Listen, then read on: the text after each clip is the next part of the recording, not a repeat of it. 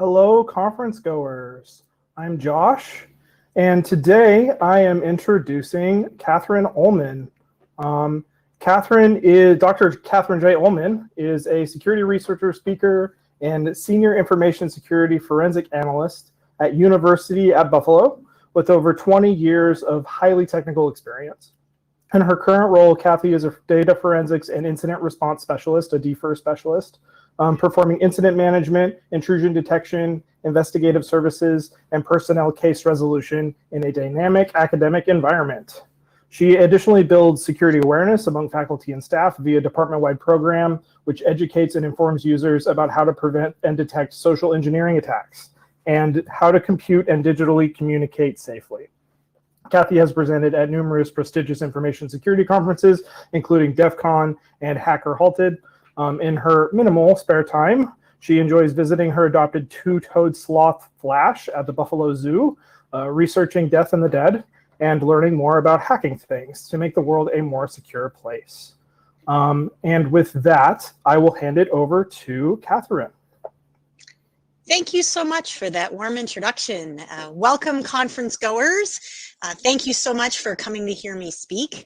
We're going to talk a little bit today about incident communications and when you have to break the bad news because there's been an incident and now you have to communicate something about it. What I have found, generally speaking, is that people are really, really good about talking about before there's an incident, and they're pretty good at talking about cleaning up for after an incident, but not during an incident. So that's effectively what we're going to talk about today. So here's our agenda. We'll do a little intro about me. You'll meet my sloth, one of my sloths. We'll talk about why any of this matters, the strengths and weaknesses of the kinds of things I see in the information security community, communicating at multiple levels. Then we'll talk a little bit about nonverbal communication, because it's not just communicating, speaking to each other, it's what we're not saying as well. And then I'll give you some final thoughts. So here's a little bit about me. Well, first I'll let you see, this was my sloth named Minnie. She was one of the first sloths that I adopted from the Buffalo Zoo. She has kind of a gimpy foot. If you look kind of carefully, you can see that she's missing a couple claws. I love sloths, so I always like to start with sloth. But really, this is more about me. I've been at the university for over 20 years. I'm on staff with B-Sides Rochester. I volunteer at a bunch of stuff. I speak at a bunch of places, have some certs and some degrees, and no need to belabor that. So why does any of this matter? Let's talk a little bit about the motivation. And I'll just let you know that the idea behind this talk is that it's for people in all different areas doing any form of incident response. So whether you're a single person who is responsible for incident response in your organization, or you're part of a larger team of people, it doesn't matter. Some piece of this will hopefully be relevant to you. So again, why does any of this matter? Well, Angry Cat says you should care, because the odds of there being some sort of a breach or an incident in your environment, they're pretty good, right? So we can see the statistics here show that we had some breaches in 2018. We had consumer records that year were significantly up, even though the number of breaches had gone down slightly from the previous year. In 2019, we see even more breaches. So that's up, even if the number of records are down. And what we see typically is this going back and forth. As of 2020, there's already been 745 breaches. Now, it may look like maybe we're doing a little bit better, but are we really, and is this really indicative? And my argument is probably not, because ultimately going back and forth, we'll see a few more breaches and a few less records, or lots more records and a few less breaches, but the numbers don't really improve significantly. In 2019, ultimately, we lost 1 billion records. That's crazy. And that's just, you know, a rough guesstimate. And you can see here, 34 million records expose non-sensitive PII that could lead to more exposure. So that 1 billion number, is, total, but of that, even though not all of those records are sensitive PII, a lot of that other data can lead to this problem. So I really like this quote. It's not particularly new, but I think it's still accurate. There are only two types of companies: those who have already been hacked or attacked, and those who will be, and in some cases, those that are going to be hacked again. So it's better to assume ultimately that you're going to be in one of those categories. And ideally, you want to be prepared when it happens, because really it's not if, it's when. So let's talk a little bit about our strengths and weaknesses that we're going to be bringing to the table during any kind of incident response.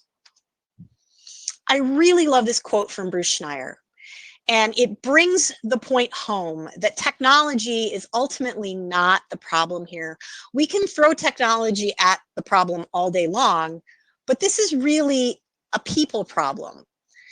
It's a problem that involves people's skills. And that's kind of the point that I'm going to try to get at in a minute. So here's typically what we're really good at doing in information security, no matter what level you are. We're really good at fixing problems, right? When we go in, the thing is broken, we fix the thing. This is something we excel at. What we're not always so good at is explaining to other people who maybe not be technical exactly what the problem was, or why it mattered, or what was going on in detail. And this becomes a real problem, especially when you're in the middle of an incident, because you're going to have people at all different levels that you might be talking to, and you need to know how to communicate information to them, and in some cases how to get information from them in order to respond to something and be efficient at it and be effective in your response. For those of you who may remember, this was a skit from Saturday Night Live with the computer guy, who was very fond of saying "move" instead of asking the folks that he's doing support for to, can I please use your keyboard, or some more polite way of getting access to their system to help them out. One of the areas that we don't typically excel at in security and in information technology in general is patience. It can sometimes be very frustrating, whether you're dealing with an end user, you're dealing with management, you're dealing with your own colleagues. We wind up being frustrated. And when we sometimes take it out on each other. Sometimes you take it out on yourself. And none of those things are particularly useful. Patience is really important. The repercussions of all of these things are ultimately this potential loss of trust. You might have difficulty communicating in the future. You could wind up with, some kind of additional conflict as a result. What if whatever occurs, whatever kind of incident you're dealing with, and the poor communication that results from it ultimately gives you a negative impact on your company's reputation, or a decrease in morale, and certainly elevated stress? So it's problematic when we're not communicating well. All right, so here comes the actual example that I want to give. And again, this is an example of an incident that people are running into all the time. It's not the be-all, end-all.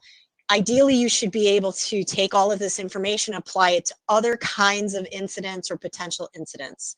But I thought this one was particularly well known, and that would be ransomware. So let's assume your organization has been hit with ransomware. And many of you probably, if you've been in this business for more than 5 seconds, you've seen this. And maybe even if you haven't been in this business long, maybe somebody you know was hit with ransomware. Some form of crypto locker or bad rabbit. You can see these are just each screenshots of what you might expect to see if in fact your machine or machines in your organization were hit with some sort of crypto mining or ransomware. So now what do you do? Well, now you know you have a problem, right? And it's not a good one to have. It's really tempting to panic and freak out because that's often the first response most people have. Oh no, we have ransomware. This is really bad. We've got to do something. Let's hurry up and fix it. Well, realistically, that doesn't help. So what you're going to have to do now is you're going to need to communicate something about that incident. You have to communicate what you know to people who don't necessarily understand the technology that you understand. And in some cases, you're going to be communicating with people who do know what you know about technology, but maybe they just don't know as much about the particular incident or ransomware. So we're going to take a look at different levels of your organization. And as I stated in the beginning, the idea here is that regardless of whether you're responsible for various levels within your organization, or you're only responsible maybe for one level, so just your end users or just management, this could apply to you in either case. Now, I didn't mention at the beginning of this talk, but feel free to throw questions into the chat at any time, and we will get to them at the end. But don't feel like you have to wait till the very end to ask the question, because I know from personal experience, if I wait, sometimes I forget my questions. So just a side note there, please feel free to throw questions as they come up to you, and we will answer them at the end. Okay, so these are our different audiences typically, right? We're going to look at our end user, our mid-level management, and our executives. And what you need to understand is that ultimately you want to frame that conversation in terms of what is important to each one of these levels for how you're going to communicate with them. Think about the kinds of questions that they might want to ask in advance so that you're not sidelined when those questions inevitably come up. So also consider how you're going to communicate with them. Maybe the best way is to use some kind of internal website. Maybe you need to actually put a presentation together and sit down and give it to them. What about email? Is email the proper way? It kind of depends in part on the particular example that you're dealing with, right? If our email is compromised, is that really a good way to send this information? Probably not. How about in person? Maybe it needs to be a one-on-one with somebody. And of course, lawyer-approved pigeon carriers, that's always a good option. So now let's first talk about the end user as the type of individual that you might need to provide information for. So an end user is typically going to focus on how it's going to impact getting their individual jobs done. What you need to make sure to explain to them is what happened and why.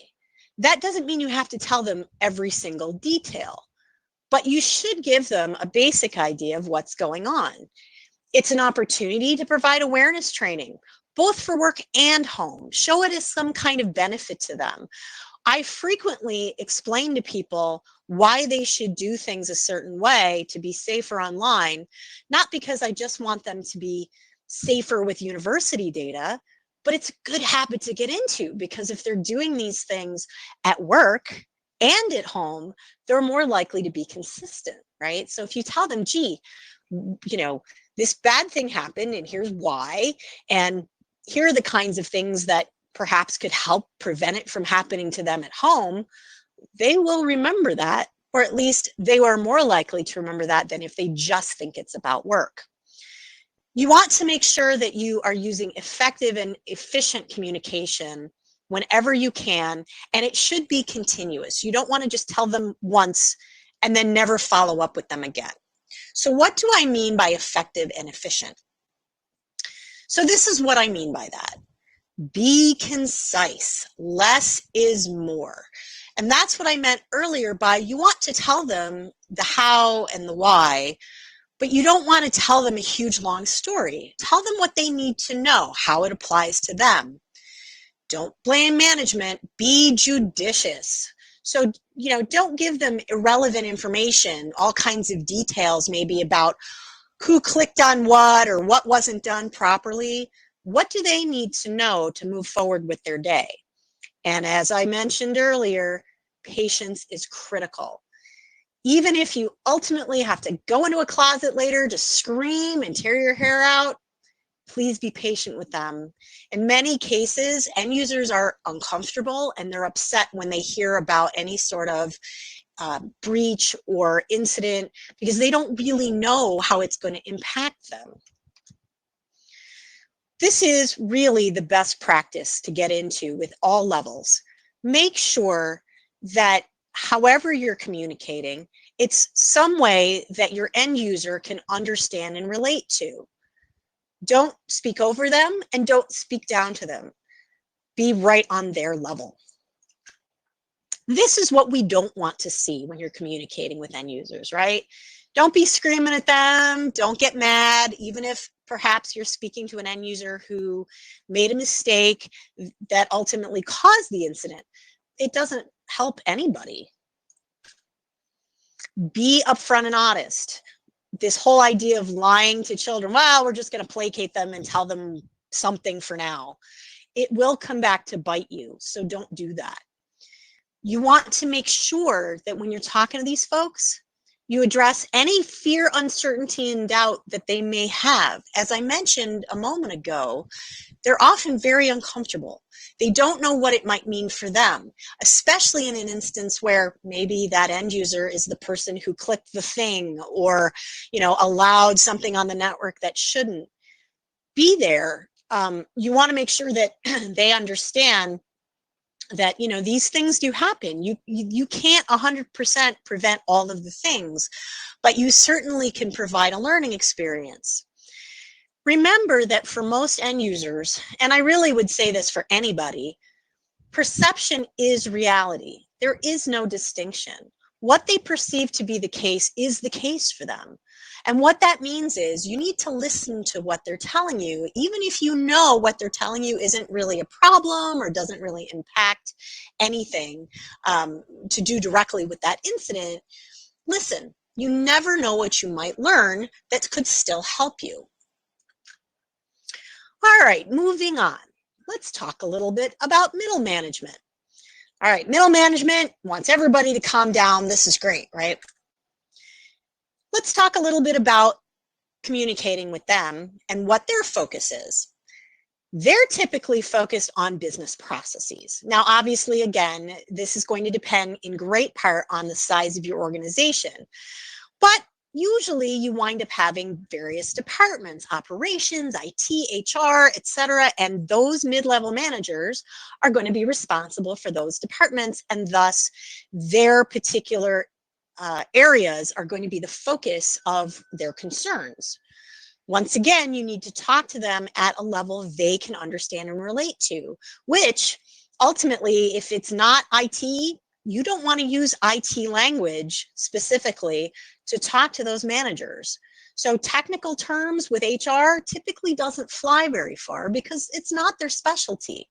So make sure that you're not using jargon with them. And frankly, that's true for any level. This is how we don't want to communicate with mid-level managers, right? We don't want it to be the headless chicken syndrome where we're like, oh no, this bad thing happened. It's the end of the world. What are we going to do? All right, so let's talk about ideal mid-level managers. If we had an ideal middle manager, their skill set is going to include a number of things. They're going to be great at delegating. They're going to have fantastic interpersonal skills. They're going to have very effective communication skills. They're going to be, absolutely spectacular at negotiating. Their emotional intelligence will be quite high, and they'll be influencers. The problem that I've run into is finding these ideal middle managers. Now, I've given this talk a few times, and I will tell you, I've had people come back and tell me, oh no, I have an ideal middle manager. And that's amazing. And if you're one of those people, congratulations. And boy, congratulations to those managers, because that's a really hard road. And, if you've got folks who are really good at it, kudos to them and fantastic for you. In my experience, they are few and far between. So really, we're going to be engaging with these regular middle management. Regular middle management has it tough. Everybody below them, or at least a good chunk of people, would like to move up, right? If you're not in management, there are a lot of people that really want to be in management, and that's how you get there. You go from some level beneath them into middle management. Middle management, in many cases, would like to move up that food chain, and the people above them are trying to keep them down. It is a very, very challenging job, because not only are the people below you trying to get to you and you want to get up and the people above you want to keep you down, but it is often the case that you get blamed from both sides. So ultimately, you want to be supportive of these managers. And to that end, you want to come with an action plan. This is where you don't want to be running around with a chicken, like a chicken with your head cut off. You want to come to them and say, okay, we know this is what's gone wrong, and this is how not only we're going to handle the problem or the next steps for the problem, but here's how we're going to communicate those things, both up and down the chain, right? In both directions, because your end users, remember, we don't want to keep them in the dark. And the folks above middle management, they're going to need to know stuff too. So if you can help those middle managers with that plan, that will be immensely in your favor. Empathy is critical here. Something that InfoSec Sherpa frequently talks about is the importance of empathy. And as I've already mentioned, mid-management is hard. It is a challenging role. So if you can make those folks look good, it will come back to you usually tenfold. The plan that I was talking about should include the description of the incident. So what exactly happened here? Make sure you include all of your stakeholders, not just your internal stakeholders, but your external ones as well. And that means understanding who those people might be in advance, which requires sometimes doing a little research. Make sure that you discuss recovery options and timeframes. Is this something you're going to be able to recover from in, say, a day or a week, or is it going to take multiple weeks? And could it happen again? What is the reality of that happening, in another week or another? Could this happen? And be honest about that, because the worst thing you can do is say, oh yeah, no problem, we'll have this cleaned up in a week. And 2 weeks go by and 3 weeks go by and it's not handled yet. So, it's not uncommon to maybe pad that time frame a little, but don't make it ridiculously long or ridiculously short. Be realistic. Consider the reduction of potential reoccurrences, as I mentioned. And, what's the end goal here? Is the end goal just involving a machine? Is it involving a portion of your network? Make sure you're clear on that. And this plan for action should tell you how to get from A to Z. Okay, this is a tough one. Necessary accountability. Management needs to take responsibility for their users' behavior. And I don't mean that management should go around blaming people. That's not the point of this slide. The idea is that management needs to understand that if their users are not following proper procedures, that reflects badly on them. So they need to be aware that it's their responsibility to make sure that their users' behavior is appropriate.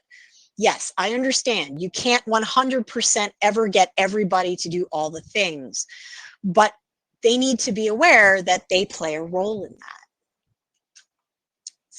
So here are some really important questions that mid-level management, these are the kinds of things that they need to consider. And these are questions that you should have them thinking about in advance. So you may want to sit down with them long before there's ever an incident, with the assumption someday there probably will be. How are ransom payments going to be handled? In this day and age, we're now seeing more and more situations with ransomware where it's not just paying the ransom to unlock the data. It's paying the ransom because otherwise they'll take unencrypted data and give it to the world. Also not ideal. So have them thinking about both situations and what they're going to do. It should never be a last minute, well, should we pay or shouldn't we pay?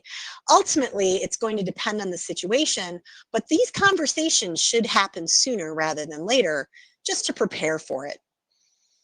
Ultimately, you want to coach and encourage some form of collaboration.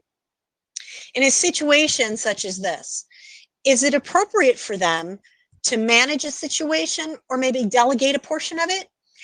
Maybe they're good at delegating, but they need somebody else to do negotiating. There are certain instances where bringing in somebody to negotiate a situation with ransomware can be very helpful. So just, keep those things in mind. All right, let's move to the top of the food chain, our executives.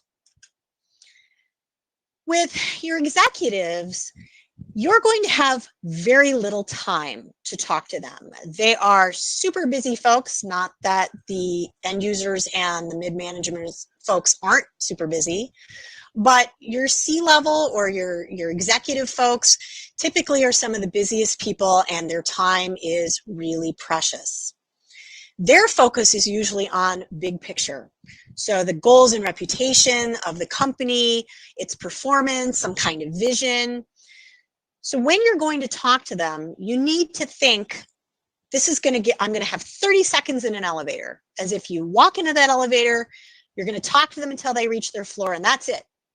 So how are you going to do that? Do your homework. You need to know who is your audience, know something about them so that you can prepare this information in advance. You want to enter and exit gracefully. Don't freak out. Don't be upset. Try to calm your own nerves when you're speaking to them. Don't get mad if you don't like what they're telling you, hence the exit gracefully part. You're going to try to present and discuss your ideas strategically from their point of view, which is going to be this bigger picture. And remember, at the end of the day, these folks are people too. They have lives and frequently kids and pets, and they just want to go home like anyone else. So be aware of that and try to be patient with them. Here are the things that they're ultimately going to want to know. They're going to probably want a non-technical description of what and when it happened, because most of them are not going to be technical folks. Make sure you give them the best and worst case scenarios along with what's most likely to be the case. The idea is that they can see, here's the extreme, here's, the best case where we don't really have as big a problem, but where we really are likely to stand. And make sure you provide the consequences. So, all right, we were hit with ransomware. Here's the consequences of exactly what was hit and maybe what kind of data was affected, how big this all is, the underlying cause or causes of the incident, which doesn't necessarily mean Sally Smith in accounting clicked a thing. It can be more generic where, we've had an issue where a piece of email came in, it had a malicious link in it, and somebody clicked on it leading to, et cetera, et cetera. So providing that underlying cause doesn't have to be super technical. And in some cases, it may not be in your best interest to give them the individual's name or a specific people unless they really want to know. But they're going to want to understand those things. Do not use geek speak. Again, this is very similar to what we talked about before with mid-managers and really with all users. Use plain English. They need to understand exactly what you're talking about in typically a non-technical way. So which executives are you going to make sure to talk to? Well, if you're in a small company, that's going to be fairly easy, right? Because there probably aren't very many. But if you're in an organization that's a little larger, make sure your message gets to all of these folks: finance, operations, marketing, technology, and there may be others in your organization, but these are typically the four that are critical, right? Finance, in case there's a financial impact of ransomware. Operations, because obviously this could impact data. Your marketing team, because if somebody finds out that you have there has been some sort of ransomware or breach, they're going to need to spin that in some way, and technology, because clearly you're dealing with technology on some level. Okay, so you've done your best to communicate with these various levels, and communication is a two-way street. Right now, I am unfortunately not really communicating with you because all I'm able to do is provide a message. Now, once I get into the Q&A, hopefully I'll get into some feedback, and it's really feedback that provides that other way. So we need two ways for there to be any sort of real communication. And we need to determine, was the message that you're sending to whoever you're speaking with, was it accepted? Was it received? Do they understand? One of the ways you can tell is through nonverbal communications. So that's why we're going to talk about that as sort of the last portion of this talk. Pay close attention to body language.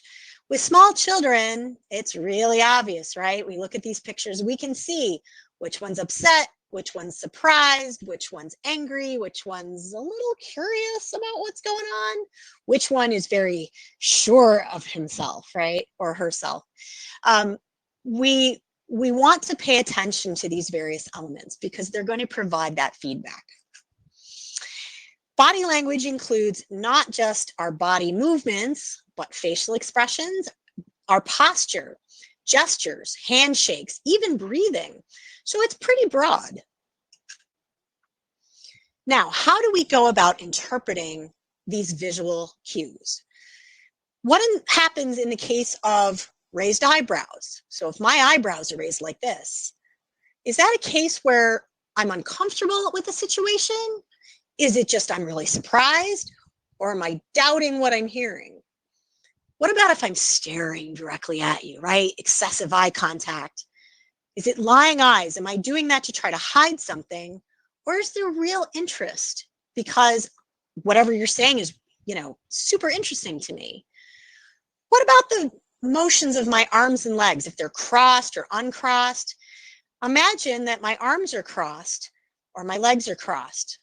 Is it because I'm resistant to what you're telling me, or is it just really cold in the room? And what about if I'm nodding a lot, right? I'm doing this.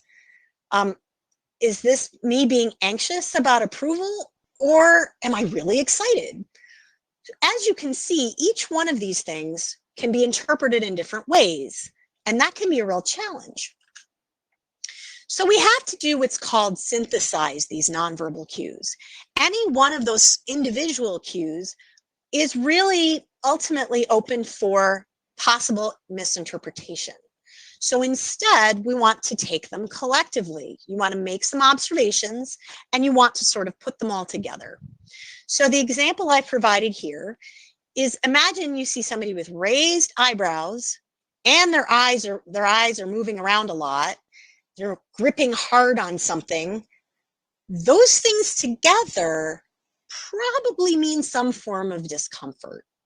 So each one of those, as we saw, could be misleading, but bring them all together, and usually we can have a pretty good idea of what direction and how to interpret them. All right, some final thoughts. I'm done a little earlier than I usually am because I often get a lot of questions through this presentation, but here we go. I believe very strongly that in the InfoSec universe, we should be a judgment-free zone. Our job as security people is to educate. We don't adjudicate them. We don't judge them. We teach them. Learn what other folks know and trade back your knowledge. One of my favorite stories and places that I worked in the past was a government contracting facility where folks were actual rocket scientists.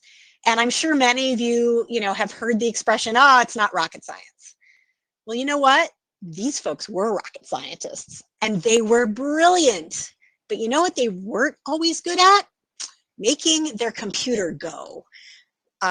Some of them were really good with like the particular system that they had to use to create the elements of whatever it was that manufacturing was creating for them. So whether it was a high-end Unix machine, or maybe they were doing some sort of drawing of a part, and they were very proficient with those things. But turning a Windows machine on and using email, that was not their forte. And so we traded information. I would teach them a little more about how their Windows machine worked, or how their email functioned, or any one of a number of things. And they taught me a little bit about being a rocket scientist.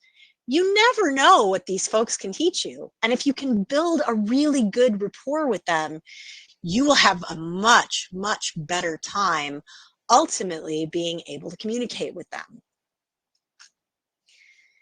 We see a lot of folks in this industry who are rough around the edges, who have trouble communicating.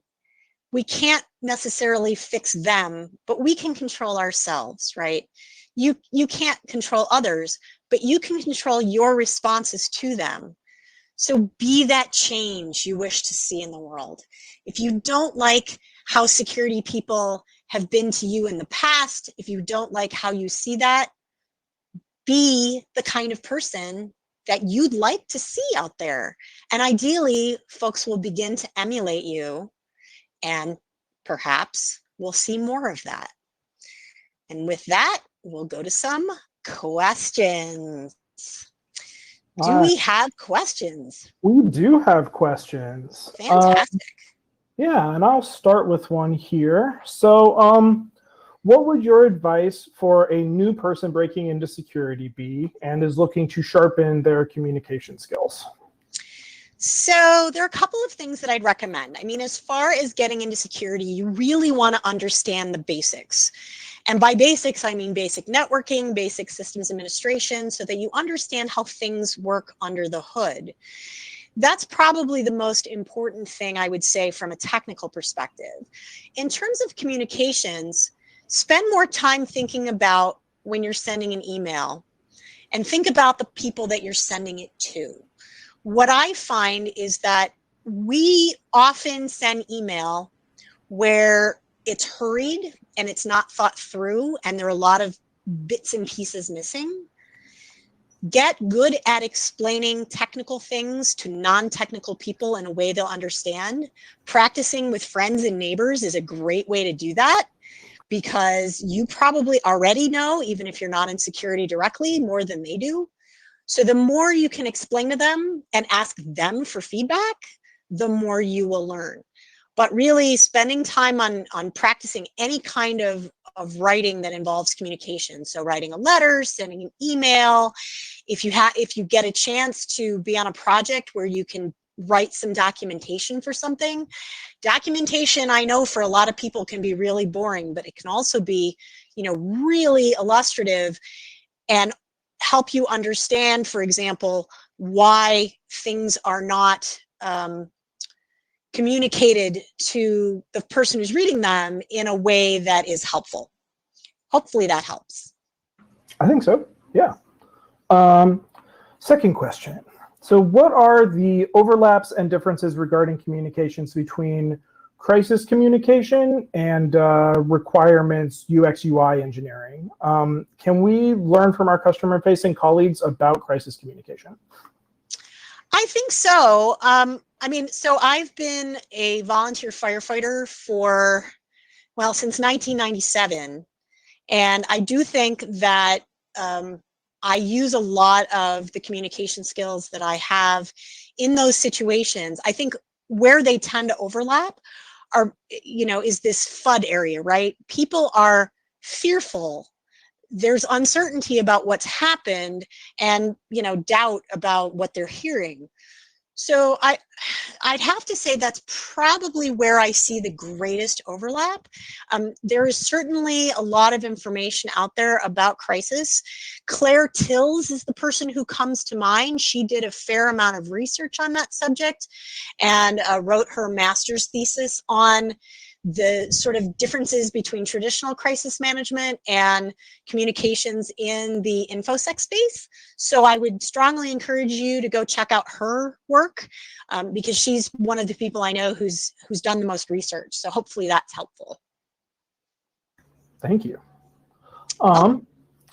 Catherine, do you recommend providing any specific templates for DFIR or for end users in terms of reporting security events?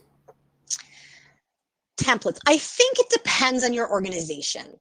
I think they can be very helpful if you can create a template that is generic enough that people can use it for reporting, and still, if you know, and still flexible enough that if there's something really unusual, they have a way to include some of those different and difficult details. It's because it's really going to depend on the incident, right? You probably will want to include some basics about, you know, what they're seeing and what the first indicators were. But honestly, it's going to depend greatly on your infrastructure and the size of your particular environment as to, you know, how that's going to work for you.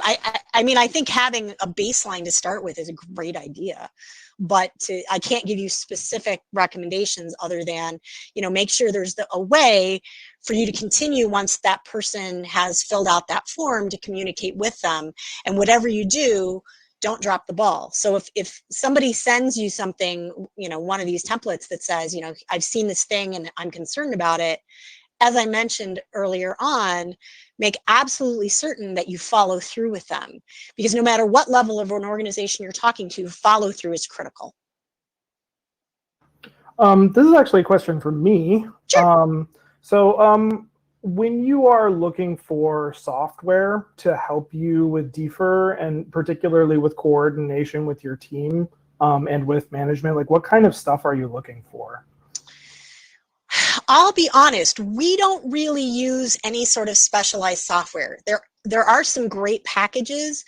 The trickiest thing I would say in terms of DFIR and communications and software is that you need something that has very granular permissions. Many years ago, we used a product that was a nightmare. I don't even remember what it's called now, but it was a nightmare to administer. But at the time, it was the only thing that would allow the security office to see all kinds of technical details about whatever incident we were dealing with, but wouldn't necessarily allow the whole rest of the